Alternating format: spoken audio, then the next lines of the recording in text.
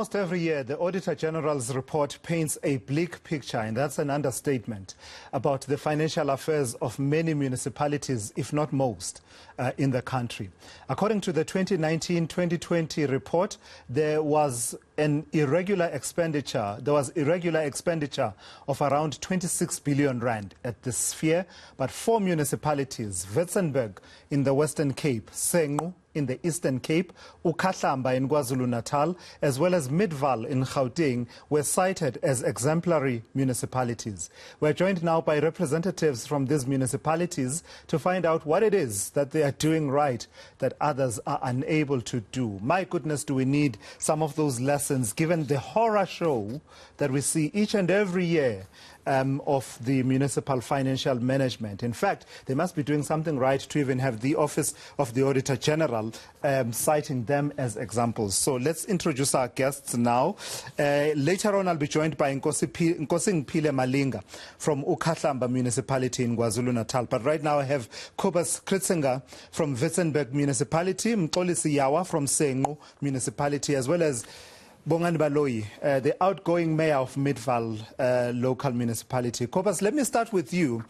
You guys must be doing something right, for the Auditor General's office to go to the extent of putting it in black and white to say, if only other municipalities would follow what these 4 have been doing, we would be better off in this country in as far as municipal financial management is concerned. Give me the highlights from your side, Kobus. What do you do differently? Okay, thank you for this opportunity, and thank you to Witzenberg Municipality allowing me to represent them today. How are we getting things right? Well, teamwork is dream work. To get things right, you need a group of people presiding over skills that complement one another, people that are willing to put the organization first and execute their mandates with higher standards of professionalism. The administration team also needs the support of their political leaders.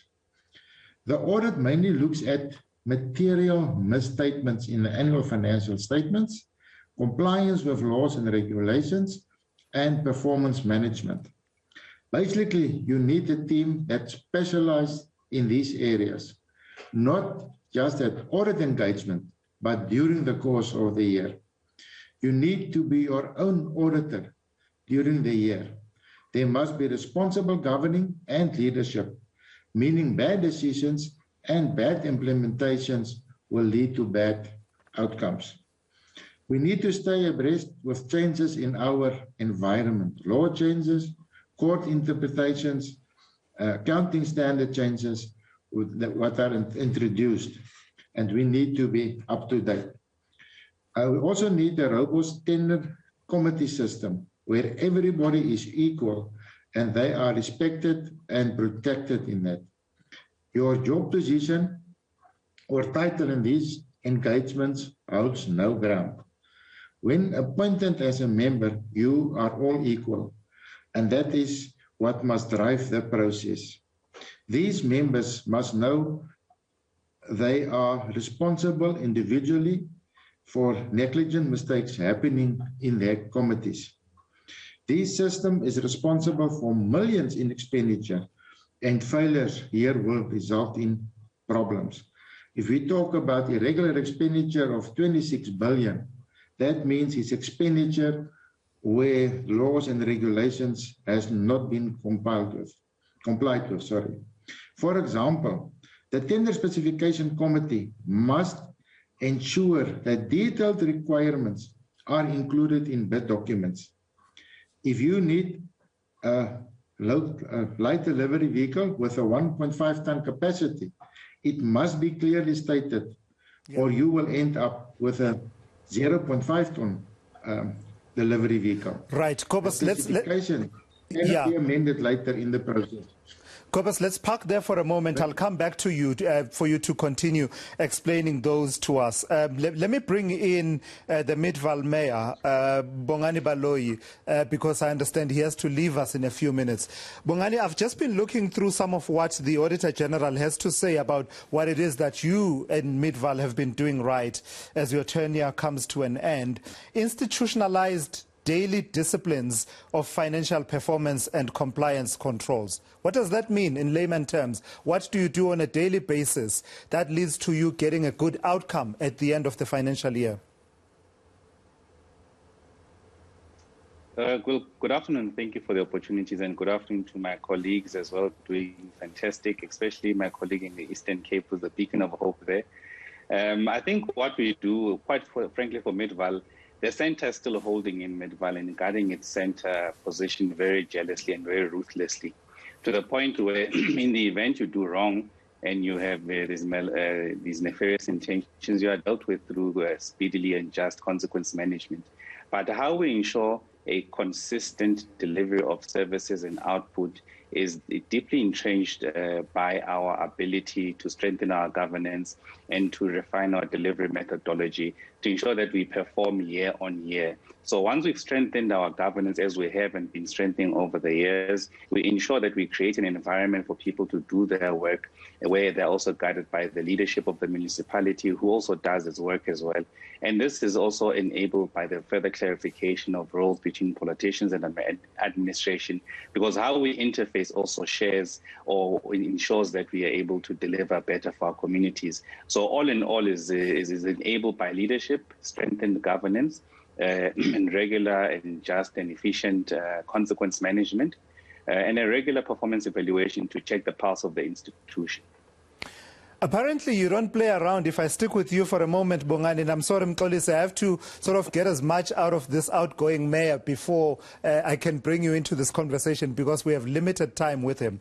Apparently, you don't play around when it comes to compliance with laws there, Bongani Baloyi, which the Auditor General says leads to early detection and correction is the word that I'm looking for, and correction of any non-compliance that might want to rear its ugly head. In practice, what does that mean? We hear you guys talk about, you guys in government like acronyms, MFMA, PFMA, preferential procurement policy framework, etc., etc. What does it mean, early detection and strict compliance with laws? Who cracks the whip? Ultimately, it's the mayor that cracks the whip, and then followed by the municipal manager, who enables certain things to happen within the administration. So we've got our finger firmly on the pulse. We do regular performance evaluation assessments, even though outside of the prescribed period as well. Within a month, we still do that. So early detection implies that you must find something before it goes pear-shaped, where you are able to remedy it or mitigate against a potential risk. So our ability to be able to be agile, do regular performance evaluation, and check the pulse of the institution. So we check whether we're still complying with all the laws and regulations, and if we are still staying the course as well. That's how we've been able to be agile, be able to adapt quickly to our changing environment, and also be ruthless with implementation and compliance with our laws and local government, even though they're highly regulated. I think one of the most highly regulated spaces within our country. So that's what we do. But I think this is enabled by a leadership which is on the steering wheel and alive to the changes and things what's happening there, and a leadership with the firm control of the steering wheel, and not someone who's people's there. Lastly then, Bongani, what's your track record? What's your score? How many clean audits? How many unqualified audits, perhaps with one or two matters that have been raised? Well, since I was mayor, which I was elected in 2013 August, from that financial year that ended in 2013-14 financial year, we received our first clean audit. So since I've been in office and leaving office, we've got 7 consecutive clean audits.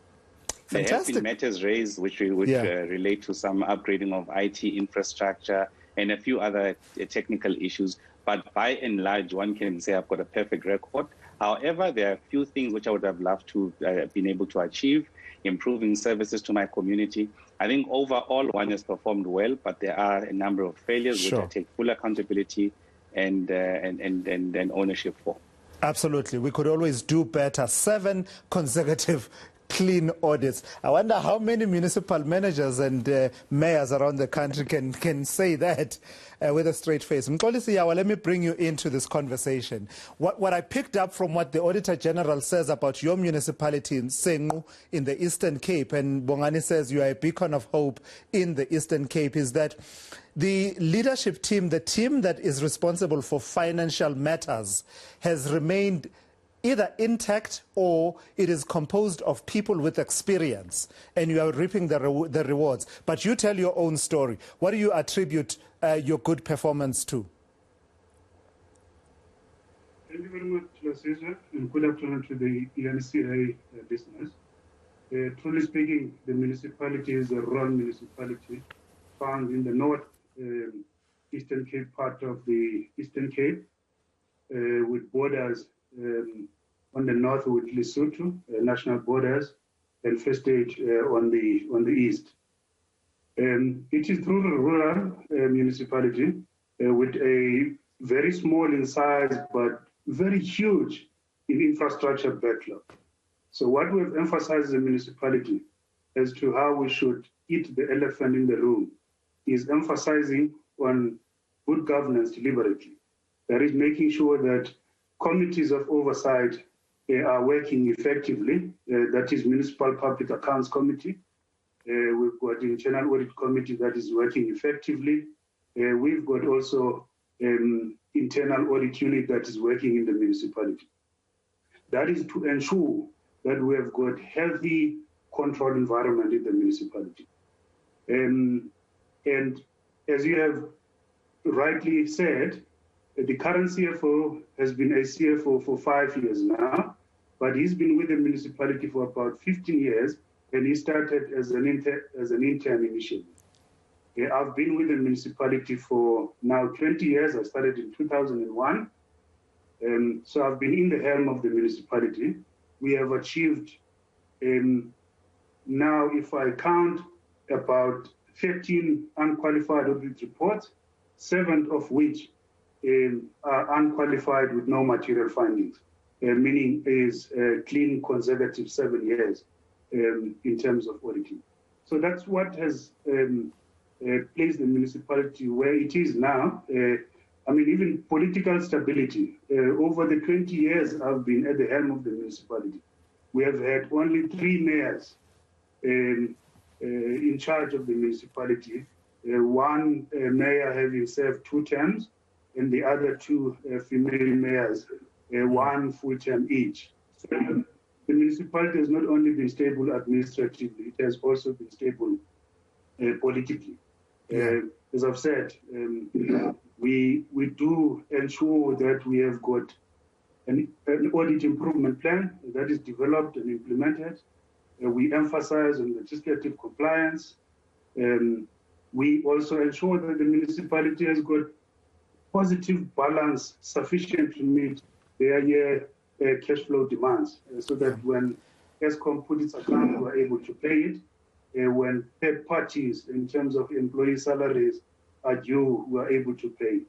All right, let's pause there for a moment. Mxolisi Yawa there from Senqu municipality in Komani in the Eastern Cape. Very rarely will you find me smiling, gentlemen, when I'm talking about local government. Usually I'm frowning, and you know that red-faced emoji when you're really, really angry. We'll continue this conversation in just a moment. You're watching the Intel, and it seems to me that part of that conversation that they're talking about there, my guests, is stability, not only politically but administratively.